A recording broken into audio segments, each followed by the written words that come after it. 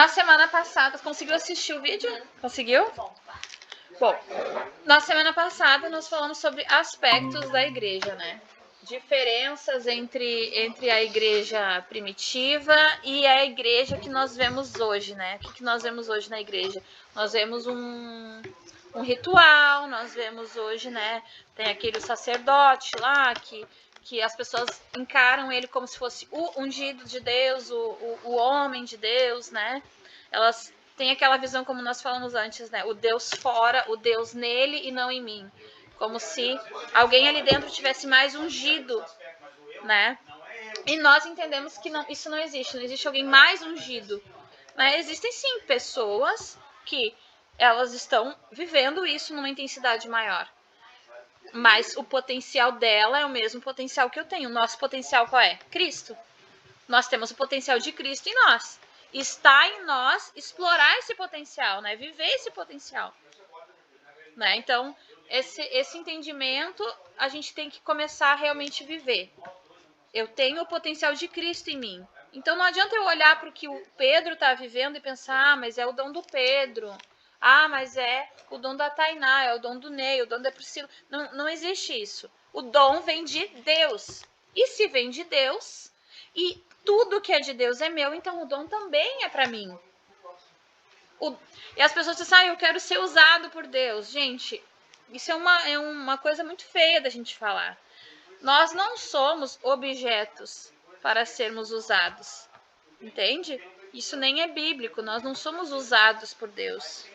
Nós, no entanto, podemos usufruir do Espírito de Deus. Entende? Nós não somos usados por Deus. Nós somos instrumentos, sim, mas nós somos instrumentos de salvação, de libertação. Né? Mas o que acontece? Nós estamos usufruindo do dom de Deus em prol daquele que necessita. Então, esse entendimento de nós sermos usados tem que cair por terra. Tá? Nós não somos usados, nós temos o potencial de Deus em nós que nós utilizamos. Nós usufruímos do Espírito de Deus. Entende? Então, assim, como é que eu faço para ser usado por Deus? Eu quero ser usado por Deus. Deus não vai te usar. Deus não quer te usar, Deus não precisa te usar, Ele é Deus. É porque o significado parece de usado por Deus, parece que Deus precisa realmente muito de ti. Mas no caso assim, ele não precisa de nós, mas as pessoas que estão no mundo precisam de nós. E é esse conceito que a igreja primitiva tinha, de que as pessoas, né, precisavam, o mundo precisava de nós, que somos os filhos. Lá em Filipenses diz... E isso é uma coisa assim que... eu acho até que era era o Rafael e a Elisa que estavam aqui. A casa ao lado foi alugada, então o pessoal fez barulho e estavam cantoria e festa ali e palavrão. E tu te lembra que a Paola falou na mesa? O pessoal tudo gritando ali, né, na rua, e o dia inteiro, aquela função toda. E aí a minha filha disse assim: mãe, sabe que quando a palavra diz que a criação está gemendo com dores de parto? É isso, mãe. Eles estão cantando achando que estão felizes, eles estão bebendo achando que estão felizes, eles estão fazendo esse monte de coisa errada ali, palavrão e tudo, achando que eles estão felizes, mas na verdade eles estão gemendo com dores de parto. Aquilo ali... Olha a revelação que a minha filha teve. Normalmente a gente pensa que quando uma pessoa está gemendo de dores de parto é porque ela está doente, porque ela está com necessidade financeira e um monte de coisa. Mas olha o que o Espírito Santo revelou para minha filha de 10 anos. Que aquelas pessoas que aparentemente estavam felizes, vivendo na iniquidade delas ali, na verdade elas estavam gritando e gemendo com dores de parto, esperando que os filhos de Deus se manifestassem. Vocês lembram disso que ela falou na mesa ali? E aquilo assim estragou, né, pra mim, né? Eu fiquei entalada assim, né? Comecei a chorar. E foi uma revelação assim do Espírito para ela que eu nunca tinha pensado nisso. Como a gente ingessa as coisas, né? A pessoa tá lá, tá doente, ela tá gemendo com dor de parto. Não, mas aquela pessoa lá também que tá aparentemente feliz, né? ela também está gemendo com dores de parto. Por quê? Porque existe um vazio, existe um sofrimento ali oculto, que as pessoas elas tentam preencher esse sofrimento com drogas, com bebida, com prostituição, com os caras, né? Uma mulher cada dia, a mulher hoje em dia, né, também está vivendo isso porque ela acha que ela tem o mesmo direito, né? Como se isso fosse um direito e não fosse uma escravidão. Entende? Leva um jeito de se o homem pode, eu também posso. Elas não entendem que isso é uma escravidão, né? Estão se tornando tão escravas quanto aqueles homens que vivem dessa maneira, né? E sem julgamento, não é? A gente entende que as pessoas estão realmente aprisionadas nisso, né? Nós falamos também no discipulado passado, né, sobre a liberdade. Nós somos livres para quê? Nós não somos livres porque agora nós somos salvos, então nós somos livres, podemos pecar e tá tudo certo. Realmente tu pode pecar e tá tudo certo. Mas sempre vai existir uma consequência pro teu pecado, porque o pecado sempre conduz à morte. Qualquer tipo de pecado moral, a gente está falando do pecado moral, tá, gente? Eu não estou falando do pecado que abrange toda a questão emocional, física, né? Enfermidades. Eu estou falando do pecado moral. Todo pecado moral conduz à morte, né? De alguma maneira, né? Tu vai destruir teus relacionamentos, tu vai destruir tua família, tu vai destruir, né? A mentira destrói famílias, destrói, né, nações. Exatamente, a pessoa é punida pelo próprio pecado, né? Não tem nada a ver com Deus. A gente tem que ter esse entendimento que as pessoas, elas estão no mundo vivendo aprisionadas e elas acreditam que elas estão livres. Então, o crente que ele se convence de que é salvo, o que acontece? Ele usa a salvação, na maioria das vezes, como crédito para viver uma vida totalmente errada, achando que é livre, mas na verdade ele é livre e está vivendo uma vida de escravo. Tá entendendo? Eles vivem como se fossem livres, mas eles são escravos. Por quê? Porque, podendo ser livre para viver a vida de Cristo, eles escolheram viver aprisionados no pecado. Eu sou livre, eu posso fumar, eu posso beber, eu posso matar, eu posso estuprar, que eu não vou pro inferno. Ok, mas tu vai viver uma vida de escravo aqui, sendo que tu pode ser livre e reinar, tu pode ser um príncipe livre e tu escolhe ser um cara tão ruim quanto um ímpio. O problema é teu. O teu espírito foi salvo. Mas por falta de renovação de mente, tu continua sendo um escravo. Porque o que o diabo escraviza é a mente. É a mente. E se a tua mente está escrava, o teu corpo vai se tornar escravo também. Agora, se tu liberta tua mente através do Espírito de Deus, através da revelação do Espírito de Deus, tu começa também a usufruir dessa liberdade no teu corpo. Ontem eu vi uma coisa bem bacana no status, né, da Naya, ela é esposa do Fábio, lá de Chapecó, ela ensinando as crianças numa escolinha lá, e as crianças falando exatamente isso, assim, ó. A verdade sobre mim é o Espírito, e quando a minha alma se convence, o meu corpo obedece. Eu achei muito legal isso, porque ela já está ensinando para as crianças essa visão, né? A verdade sobre mim é o Espírito. Quando a minha alma se convence disso, o meu corpo obedece. Então, por que a gente não vive a cura? Porque a gente está focado em sentir, mas não está focado em converter a alma, a mente. Então, e a gente se distrai com muitas coisas do dia a dia. A gente se distrai porque tem conta para pagar, se distrai porque tem filho para cuidar, se distrai porque começam a acontecer muitas coisas, né, em volta da gente, e a gente esquece dessa realidade. Então, a gente acaba vivendo no automático, né, na mente automática. E a mente automática ela é cheia de gatilhos. E quem é que acessa esses gatilhos? Satanás. Entende? Então, quando a gente entende que a verdade sobre nós é o nosso espírito, e quando a nossa alma se convence disso, ela começa a obedecer o espírito e o corpo obedece a alma. Porque a alma tem poder criativo. Quando a tua mente, o teu psique, a tua alma, ela é convertida, ela entende que não precisa do remédio, ela entende que é próspera, independente da conta bancária ou da carteira, ela entende que tem dons, independente, né, do grau de eclesiástico, entende? Então ela começa a ir contra o sistema do mundo, porque o sistema do mundo, incluindo o sistema religioso, que é do mundo, né, ele ele te convence de que tu não tem capacidade, tu não merece, tu não pode, tu não tem autoridade, né? O sistema do mundo, que é o sistema religioso também, ele te convence de vários aspectos que contrariam a palavra de Deus. Por exemplo, se uma pessoa vai dizer para uma pessoa religiosa, ela tá com um problema no casamento, mas o meu marido, ele não presta, ele não... Isso ou aquilo. Tá, isso é o que o sistema do mundo tá te dizendo. Mas o potencial dele é que ele é Cristo. Então, se tu disser que ele não presta, pior ele vai ficar. Ah, mas eu vou mentir então? Aí elas acreditam que a verdade em potencial é mentira. Não, eu não posso dizer isso porque isso é mentira. Então, toda vez que ela libera a palavra meu marido não presta, ela tá o quê? Liberando fé nessa palavra. Daí as pessoas, deve ser porque a minha fé é fraca. Não, não existe fé fraca ou fé forte. Existe fé mal direcionada.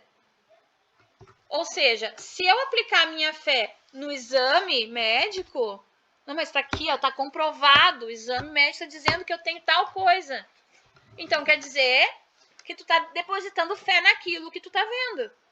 Agora, se tu lê na palavra, não, peraí, mas a palavra tá dizendo isso, eu escolho depositar minha fé nisso, independente dos sintomas. Ah, mas eu ainda tô sentindo, mas o que eu tô sentindo por quê? Porque a minha alma ainda não se convenceu da verdade. Quando a minha alma se convencer da verdade, o meu corpo vai obedecer o que eu creio. Então, a tua única função é buscar crer.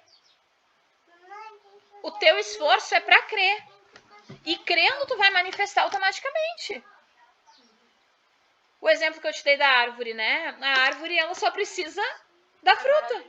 Ela só precisa da fruta. Ela não precisa convencer ninguém de que ela é uma laranjeira. No momento que ela der frutos, todos verão que ela é uma laranjeira. O problema é que, por causa do sistema desse mundo, as pessoas elas querem dar frutos, né? Elas querem mostrar, antes de dar frutos, na verdade. O que acontece? A primeira coisa que chamam do primeiro amor, né? Ai, se converteu, conheceu Jesus, agora quer converter todo mundo. Todo mundo tem que ser evangélico agora. Todo mundo tem que ir pra igreja. Tu tem que ir lá pra minha igreja. Tu tem que ir lá pra minha igreja. Não é verdade? E vira um fanatismo. E aquilo é fogo de palha. Porque daí ele começa a entrar no sistema religioso, começa a ver que aquilo tudo não é como ele pensava, porque ele vem com o coração aberto para Jesus, mas encara um monte de sistema. Então ele começa a entender, não, mas quer ver? Tu não pode orar porque tu não tem unção. Se tu orar sem unção, tu recém começou, o diabo vai pegar em ti. Tu não tem poder, não sei o que, o diabo vai te derrubar, o diabo vai fazer isso. Aí tu que chega com toda intrepidez, tu começa a questionar realmente se tu pode, porque afinal de contas, né, tu mal começou, né, tu só recebeu Jesus, então como que tu vai querer orar? Tu só tem o Espírito Santo, como que tu vai querer orar pelas pessoas? Não tem nem teologia. Sabe, tu não fez um curso de teologia, tu não foi consagrado pela igreja a nada. Inclusive na igreja, quando eles vão fazer uma oração por alguém que tá doente, vão fazer uma oração de maneira geral pela igreja. Eles fazem oração geral, assim, né? Só os pastores e os presbíteros é que podem descer lá embaixo e botar as mãos sobre as pessoas e orar. Mas sabe, assim, ó, nesse aspecto, assim, Pedro, a gente entende o quê? Por exemplo, o que são os presbíteros, né? Depois a gente vai falar a cargo dos dons espirituais e dos dons ministeriais. Os presbíteros são os crentes mais antigos. Ou seja, aquelas pessoas que estão mais tempo na fé. Por exemplo, na semana que eu estava muito ocupada com o livro, era uma semana assim bem difícil para mim ali, a Elisa ela passou por uma situação e ela precisou de auxílio e eu não pude dar. O que ela fez? Ela procurou a Priscila. Tá, mas quem é que dá o discipulado não sou eu? Então, né, era para eu ficar ofendida, porque, né, afinal de contas, quem é a Priscila? Mas, o que acontece? A Elisa entendeu que a Priscila tá mais tempo na fé, já ora por cura, né, já sabe expulsar demônio, já tá mais firmada nessa verdade, nesse entendimento da identidade dela. Então, ela buscou ajuda nela. Ou seja, ela considerou a Priscila presbítera. Alguém mais antigo na fé que ela. Por exemplo, se ela precisasse de oração, ela não iria chamar de ajuda, assim, ela não iria chamar a Tainá. Porque a Tainá tá no mesmo nível de busca que ela, tu entende? Ah, mas a Tainá tá a vida inteira dentro da igreja. Mas tu entende que o teu nível de conhecimento... Não, até teve um momento que eu precisei muito. eu fui na Elisa, a Elisa não conseguia, ela foi na Priscila, e na Priscila ela passou pra Elisa e me passou. Tu entendeu como é que funcionou? Porque é assim que funciona, mas é porque a Priscila tem mais unção? Não. Mas a Priscila já está vivendo isso numa intensidade maior.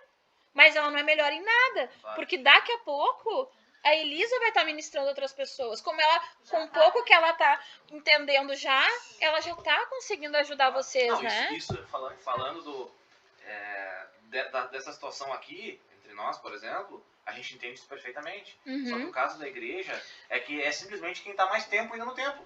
Ponto. Isso aí. Porque, no caso, se fosse isso, a pessoa mais ungida aqui poderia se dizer, sei lá, podia ser a Tainá, que cresceu, né, dentro da igreja, e eu, que cresci dentro da igreja também. Né? Então, por tempo de igreja, é isso. Né? O Paulo Ricardo não poderia nem opinar, o Rafael, a Elisa. Tu entende por quê? Porque... Mas tu entende, se fosse por tempo de igreja. Então, o que nós precisamos entender agora? Tá, pincelamos a parte lá que passou, né, que nós conversamos. O que hoje nós temos que ter entendimento? Tá, entendemos então o que é igreja. O que é igreja mesmo? Igreja é família. Igreja é família. Então, dentro da família existe, né, o pai e existe a mãe, certo? Existem os filhos, né, os irmãos, os tios, né, todo mundo, os agregados ali. Só que dentro de uma família, por exemplo, Priscila, tu sabe se o Ney tem meia pro inverno? Tu sabe se o Ney tem camisa quente pro inverno, o Benjamin? Tu sabe, né? Porque tu tem intimidade com eles e tu conhece a necessidade deles. Ney, tu chega dentro da tua casa e tu sabe, ó, a torneira tá quebrada aqui, tem que, né? Tem que, né? Tu sabe esses aspectos da casa, né? Porque... Eu sei, assim, Mas fazendo com a barriga. Tudo isso. Mas sabe. Mas, ó, isso também é uma coisa importante. Isso é outra revelação. Sim. Sabe? Tu sabe? Tu tem conhecimento do que tá acontecendo dentro da tua casa, certo? Por exemplo, a Priscila não vai levar uma pessoa pra dormir dentro da tua casa assim antes de te falar, né? Ó, né, vamos abrigar alguém aqui, vamos, né, vamos dar pose, vamos fazer alguma coisa aqui. Vocês entram num consenso, se resolvem ali para decidir as coisas, né, que dizem respeito à casa. Então, o Benjamin, ele é a criança da casa. A Priscila sabe que o Benjamin, ele tem que tomar leite, ele tem que comer pão, ele tem que comer fruta, ele tem, né? E a Priscila dá o alimento que ela sabe que precisa. Ela sabe o gosto do alimento que o Ney gosta de comer, certo?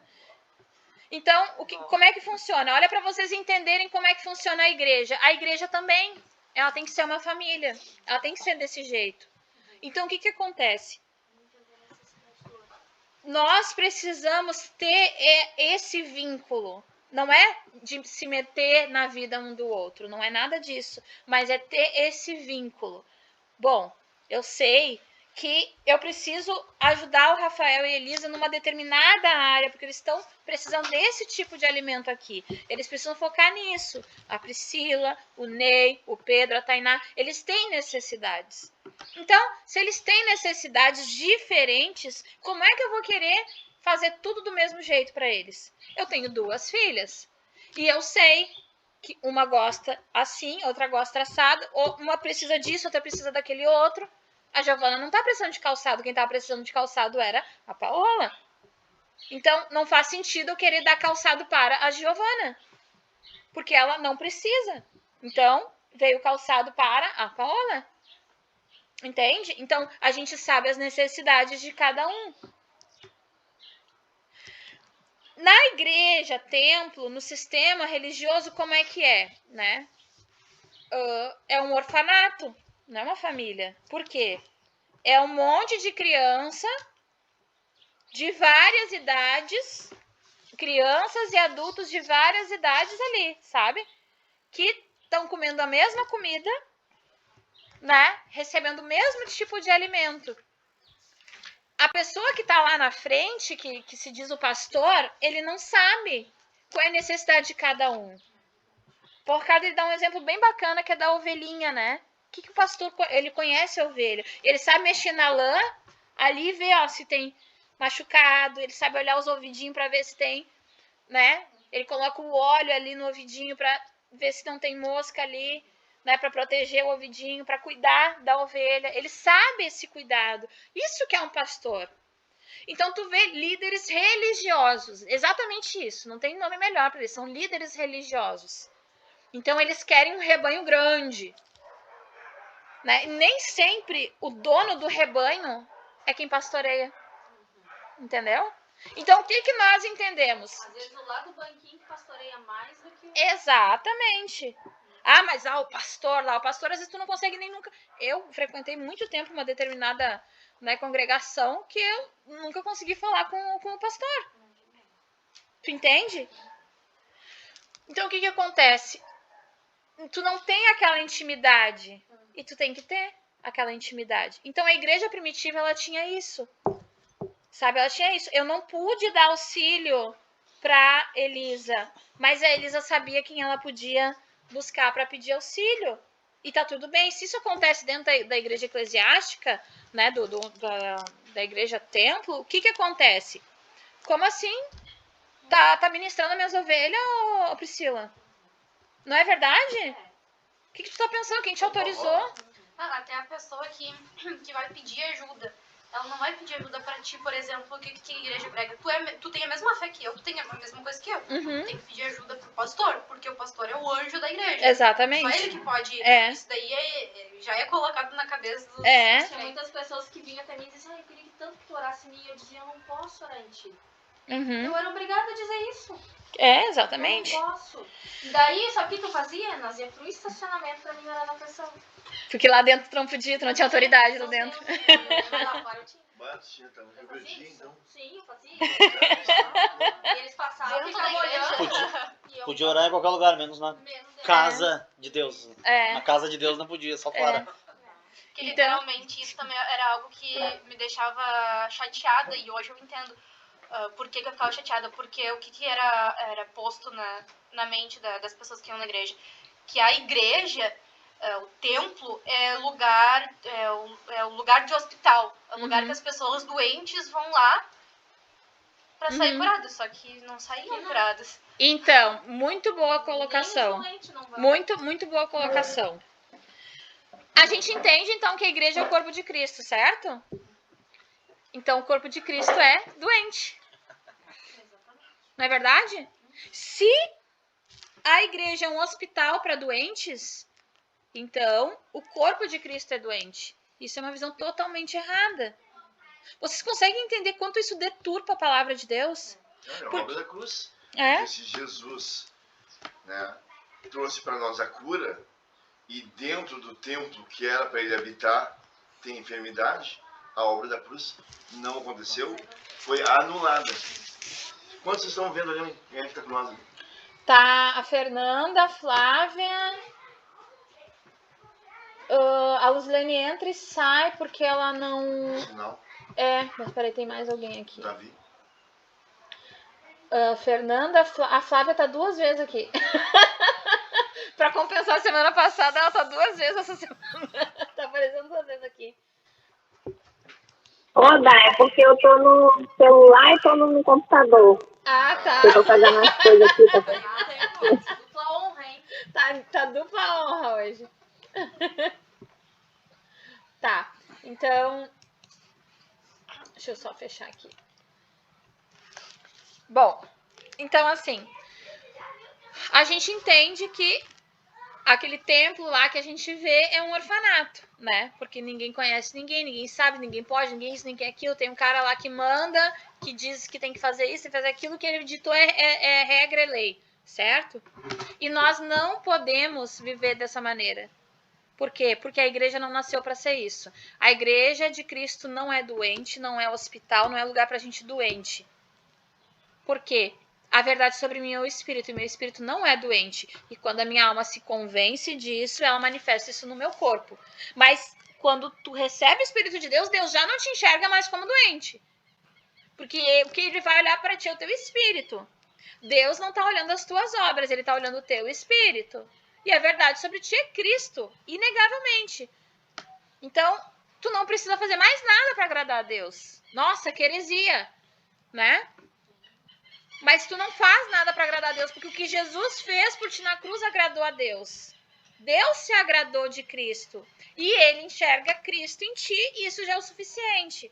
Então, por que eu vou fazer coisas boas? Eu não preciso mais.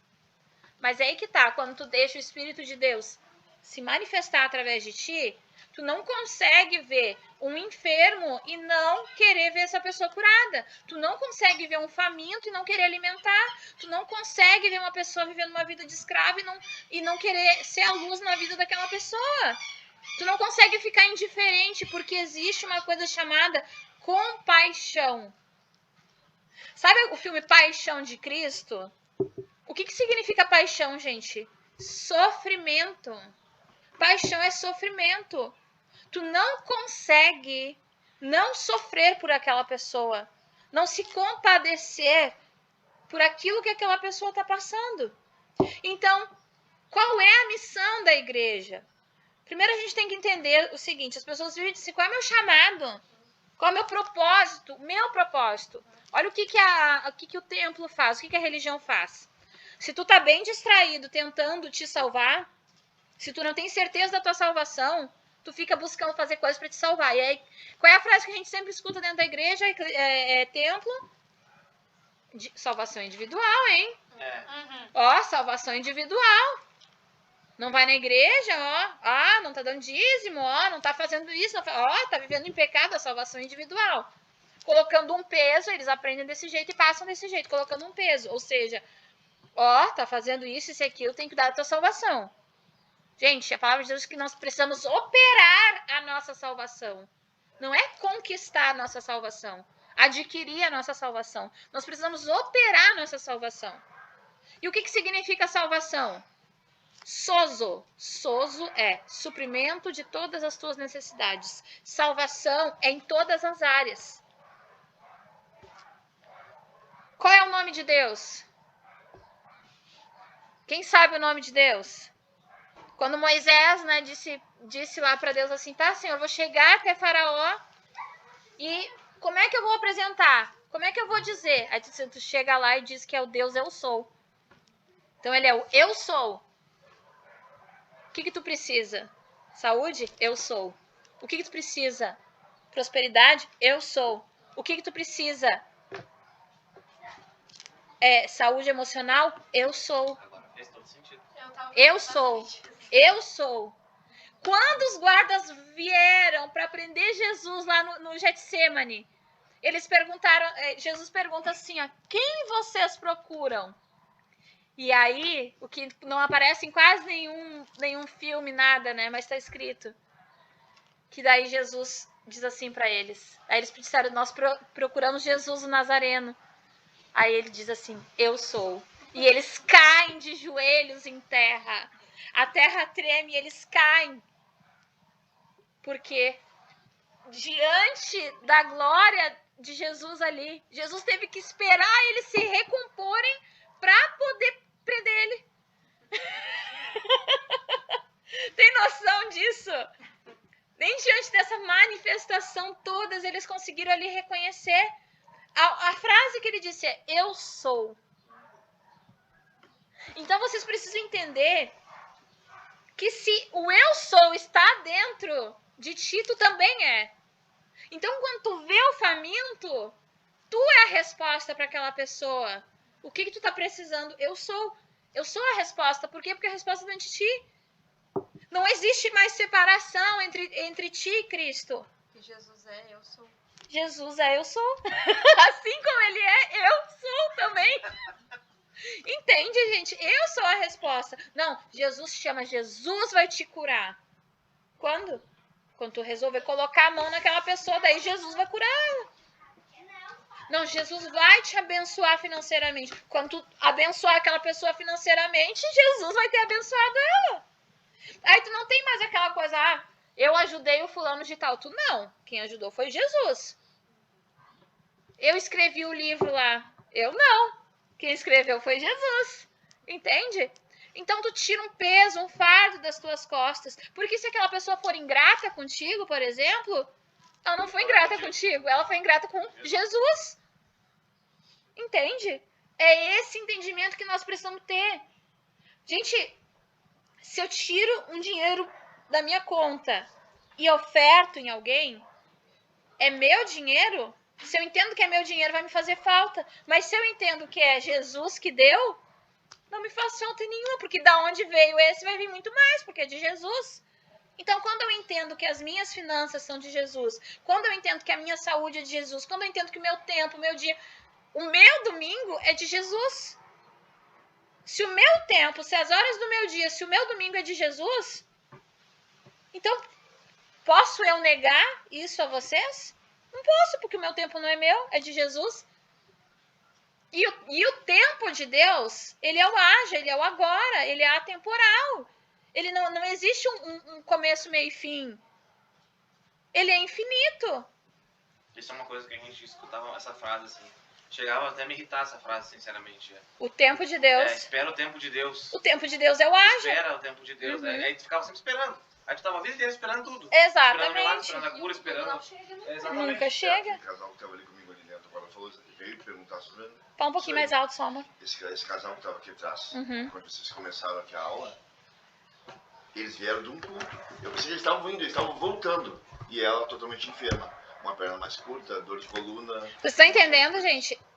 Antes da gente começar aqui a aula, tinha um casal aqui pra pedir oração. Eles acabaram de vir de um culto, de uma igreja, de um templo.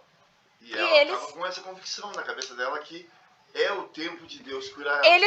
Era pra ela ter saído de lá curada. Mas ela veio aqui pedir oração. E daqui ela saiu curada. E a Fernanda, eu não sei se a Fernanda está num tempo, está na igreja, e a Flávia, mas o que a gente procura dizer aqui não é falar mal do templo nem da igreja, é que como para nós foi revelada a verdade, é dar base para vocês, para que quando um evangélico vier falar e proteger a maneira como a igreja está se locomovendo, está se estabelecendo, ela está errada. Porque ela não age como o corpo de Cristo, ela não resplandece a obra da cruz, ela não traz cura, ela não cuida, ela não se manifesta. Então quando a gente fala muito, e eu sou muito mais enfático em não é falar mal da igreja, mas dizer que ela está no caminho errado. Só que a gente dá bases, né? Tá, a tua igreja, ela é o correto? Ela está Então, fazendo as pessoas, sopão, ela está fazendo entrega de cesta básica, tá, mas a essência, o que Jesus conquistou na cruz? Foi isso? Foi a cesta básica? Ou ele conquistou a libertação, a cura, o batismo com o Espírito Santo? O que foi que ele nos trouxe através do sangue derramado?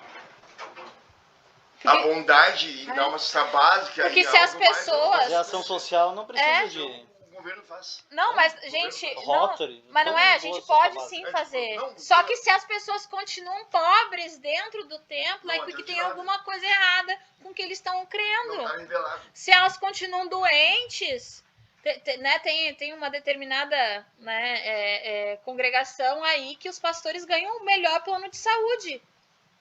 Gente, tem lógica isso? Não faz sentido um pastor ganhar um plano de saúde dos melhores que tem. Mas na igreja geralmente pregam que se tu tá doente ou acontece alguma coisa de ruim na tua vida é porque Deus quer te dar uma lição. Exatamente.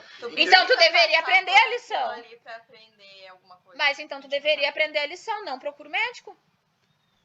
Né? Porque vocês concordam comigo que é rebeldia isso? Se tu tá doente e tu acredita que Deus colocou aquela enfermidade em ti pra te ensinar uma lição porque tem algum propósito, quando tu procura o médico, tu tá indo contra Deus. Tu deve esperar o tempo de Deus pra que Deus te cure, se Ele quiser. Se Deus quiser. Quando Tu tu entende? te dá conta do que tu fez de errado. Porque elas acreditam que Deus é bipolar, que Deus tá sempre buscando fazer essas coisas, né? Então, gente... Vocês estão bem entendidos assim que o que é igreja e o que é religião. Tem uma separação total, né? E pegue essa revelação que teve do orfanato. É só vocês verem a casa de Deus, a casa de um pai amoroso, que recebe todas as coisas ali dentro, e um orfanato, que ninguém cuida de ninguém. O que é um orfanato? A gente sabe o que é um orfanato. É horrível, por melhor que seja. É comparável orfanato e casa de Deus? Só aí tu consegue desmistificar muita coisa quando tu conversa com um evangélico. Ia começar aqui também pela a questão da Santa Ceia, quando eles fazem, eles não fazem com esse pensamento discernindo realmente o que é a Santa Ceia, o que é o derramamento ali do sangue de É Jesus, verdade. o corpo. Eles fazem se achando assim, ai, agora eu saí mais santo que todo mundo daqui. Só que sabe o que é o pior? E a Cuidando, Santa não. Ceia E quantas vezes tu cuida pra ver quem é que tá tomando a ceia ou não? Sim. Ali tu já fica sabendo quem é que tá em pecado ou não. Exatamente. Inclusive, porque essa parte ali que diz assim, porque aquele que come e bebe não discernindo o corpo e o sangue do Senhor será culpado, E né? não é discernido na igreja. Exatamente. E o que acontece? Eles entendem isso como assim, aquele que comer e beber estando em pecado é culpado. Uhum. É isso que não tem nada a ver com o que está escrito ali. Nada a Não tem ver. nada a ver. Nada a ver. Ó, tu quer ver, Pedro? Ontem eu ministrei a minha filha mais velha sobre isso aí. A gente tem que ter, e olha, eu sou o cara que não tem tanta misericórdia como tem que ter com um perdido. Mas assim, ó, ele já vem do engano, que foi enganado pelo outro, e pelo outro. Tipo assim, nós estávamos vendo, eu ia ministrar minha filha sobre isso. Estávamos vendo um filme, e um rapaz fez um mal para uma moça. E aí a minha filha se compadeceu e ficou com ódio daquele cara. E eu expliquei para ele que aquilo ali era um demônio que assumiu uma característica no rapaz e ele fez o mal. Então, a igreja, ela é isso. Ela teve o toque de Satanás para que fosse desconfigurada conforme era o propósito de Deus. A igreja é uma desconfiguração. Agora vocês entendem o seguinte. O que aconteceu com Adão? Adão foi desconfigurado e o homem saiu todo errado, certo? Defeituoso, porque o DNA foi corrompido. Assim também a igreja. A igreja, que é o corpo de Cristo, existe um corpo por aí, um corpo todo retalhado, né? Um corpo totalmente desconfigurado, né? Todo aleijado. E esse corpo tem saído por aí dizendo o seguinte: eu sou a igreja de Cristo. Mas esse aí não é o corpo de Cristo. Porque o corpo de Cristo é perfeito. O corpo de Cristo é perfeito. Esse corpo que está por aí dizendo que é o corpo de Cristo é o corpo anticristo. Vocês estão esperando conhecer o anticristo, um homem ali, pessoa, mas a própria Bíblia já diz ali, Paulo já diz assim, ó, muitos já são anticristo. Levar para Começou a me revelação, incomodar. se tu levar para revelação, o que a igreja hoje convencional ela é? Ela é morte. Porque se tu vai para dentro da igreja para buscar uma cura, tu sai sem a cura. Tu vai buscando uma restauração de casamento. O pastor te coloca tanto julgo em cima de ti que tu prefere nem se relacionar de novo com aquela pessoa. Foi assim, nossa. Uhum. Então tu não tem vida dentro da igreja, porque ela não produz vida. Então, gente,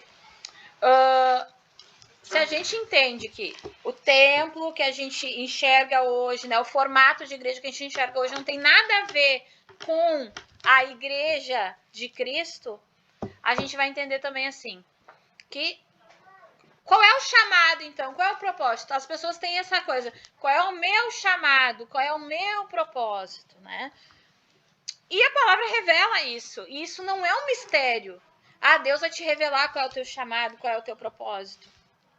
Gente, se tu entender que a tua vida, do momento que tu acorda até a hora que tu vai dormir, e enquanto tu tá dormindo ali, tudo isso faz parte do teu chamado, do teu propósito, as pessoas passam uma vida inteira esperando para viver o chamado e propósito. Quando tu entende que o teu chamado e o teu propósito é 24 horas do dia, não existe separação entre tu e Cristo, então tu começa a viver o teu chamado. E o que é? Vamos ler, gente. 2 Coríntios, tá? Capítulo 5, versículo 17 ao versículo 21. Capítulo 5, né, de 2 Coríntios, versículo 17 ao 21. Aqui. Vou começar a ler, tá? Portanto, se algum homem está em Cristo, ele é uma nova criatura. Ele não será. Aqui está escrito que ele é. As coisas velhas são passadas. Eis que todas as coisas se tornaram novas. E todas as coisas são de Deus, o qual nos reconciliou consigo mesmo por Jesus Cristo e nos deu o ministério da reconciliação. A saber, Deus estava em Cristo, reconciliando consigo o mundo, não lhes imputando as suas transgressões, e confiou em nós a palavra da reconciliação. Ora, então somos embaixadores de Cristo, como se Deus suplicasse por nós. Nós oramos em nome de Cristo, que vos reconcilieis com Deus.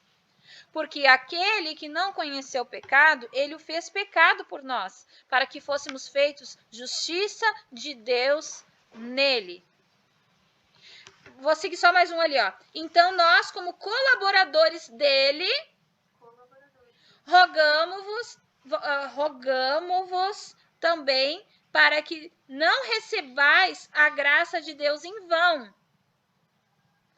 Porque ele diz, em tempo aceitável tenho ouvido e em dia de salvação tenho socorrido. Eis que aqui agora o tempo aceitável. Eis aqui agora o dia da salvação. É hoje. É hoje. Então, gente, seguindo esse entendimento. Qual é o meu chamado? Reconciliar aquele que está lá fora, aquele que ainda não conheceu, que não se reconciliou, né? Através de Cristo. Porque como é que eu fui reconciliado? Todo mundo parou de pecar e fazer tudo de errado e aí Deus se reconciliou? Ou o mundo, enquanto ainda era pecador, enquanto eu ainda era pecador, Cristo já tinha morrido por mim. E eu só precisei recebê-lo. Né? Eu fui reconciliada com Cristo em que momento?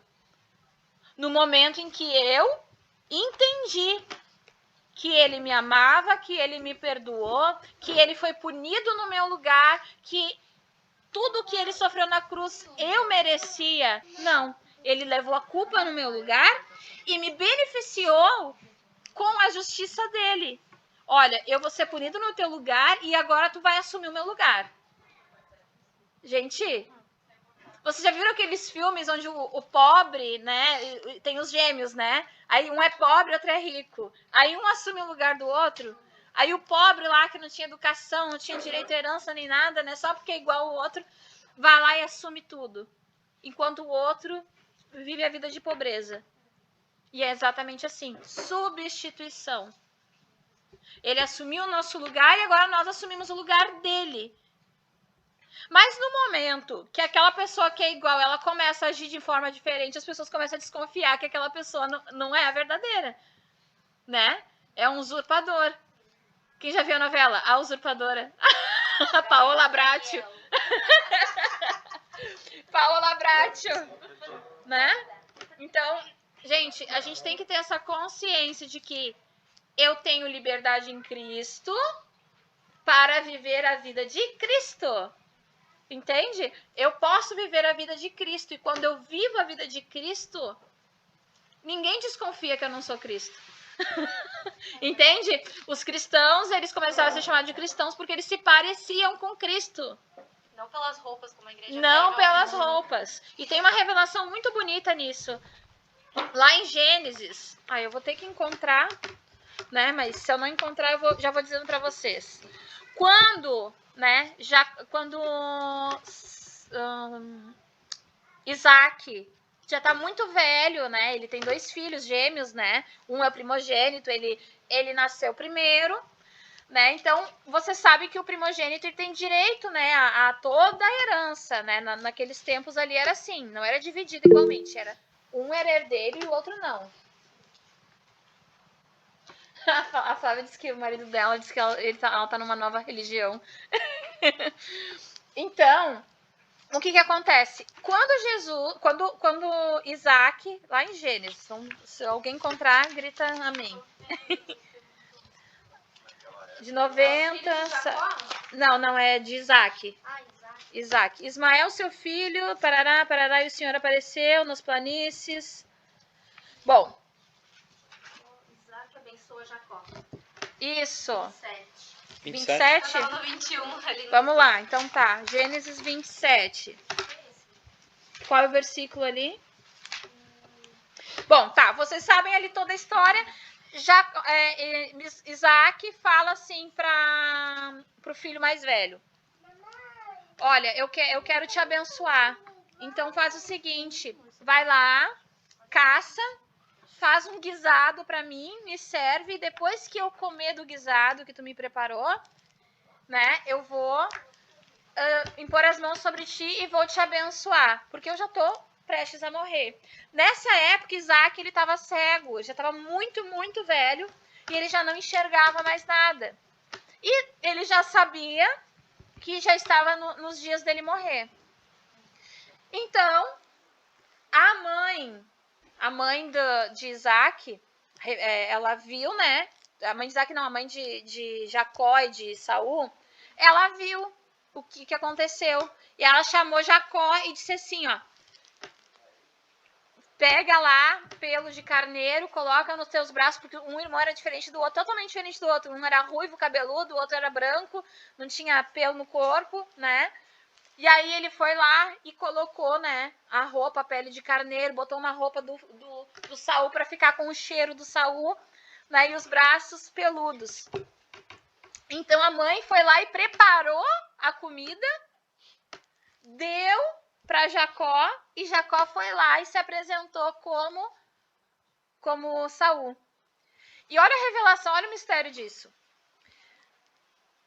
Isaac não enxergava mais. Aí quando ele se apresentou, Jacó se apresentou e disse assim, olha, a voz não é de Saul. Ele percebeu que tinha alguma coisa errada. Chega mais perto para que eu possa te tocar. Então ele toca no braço de Jacó, só que ele sente os pelos. O pelo ali daquele carneiro, daquele cordeiro. Literalmente lobo em pele de cordeiro. Então ele sente a pele do cordeiro e sente o cheiro.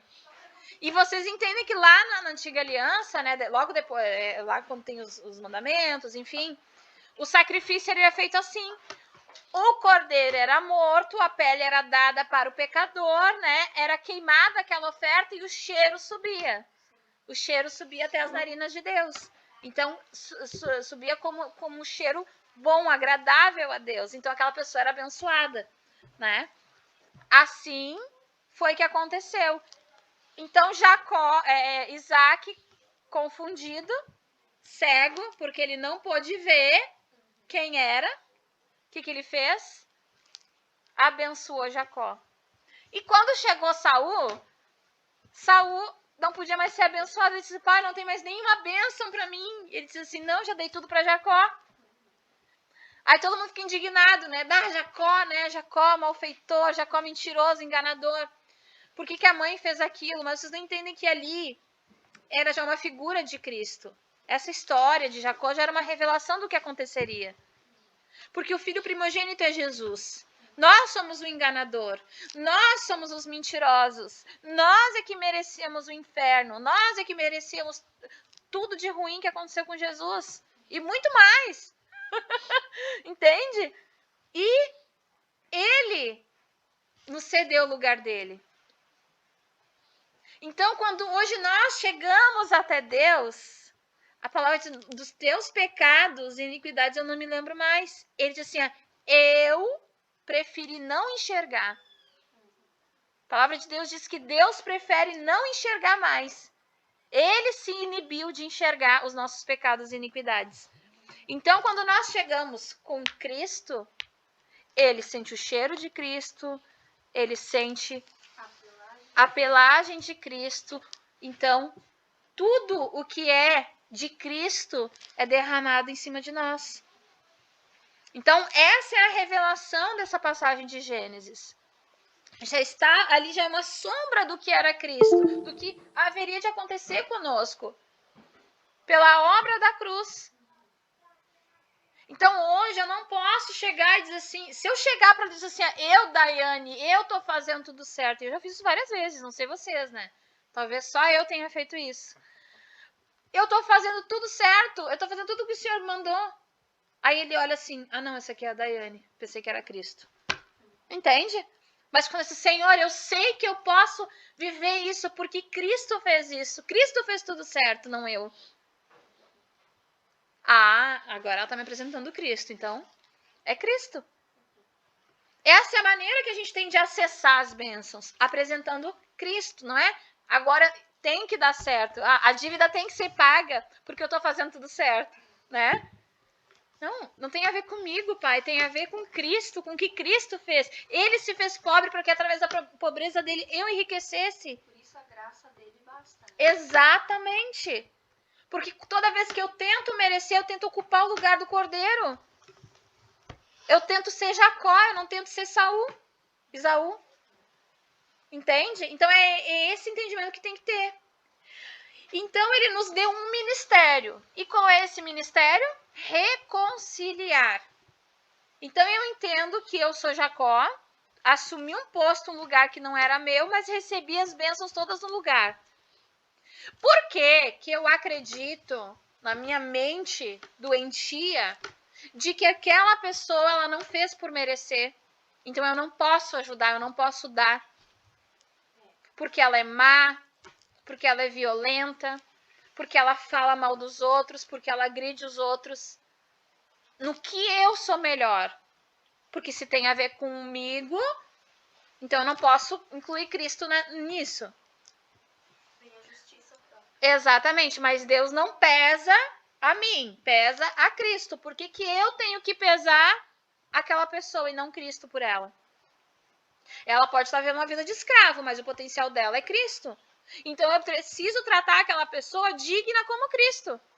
Embora, se ela não se respeita, é um problema dela. Se ela não acredita nisso, é um problema dela. Mas eu preciso viver como se a verdade em potencial sobre ela é Cristo. É essa a visão que eu tenho que ter. E a minha missão nessa terra, o meu chamado e o chamado de cada um de nós, de cada um que diz que crê em Cristo, é reconciliar. Reconciliar. E se tu vai reconciliar aquela pessoa através das finanças, que seja. Se tu vai reconciliar aquela pessoa através da cura, que seja. Se tu vai reconciliar aquela pessoa através de qualquer um dos dons que nós temos, que seja dessa maneira, porque é assim que o evangelho é pregado, através da manifestação dos dons. E estes sinais seguirão aqueles que creem em mim, em meu nome farão essas coisas. Esses sinais seguirão aqueles que creem em mim.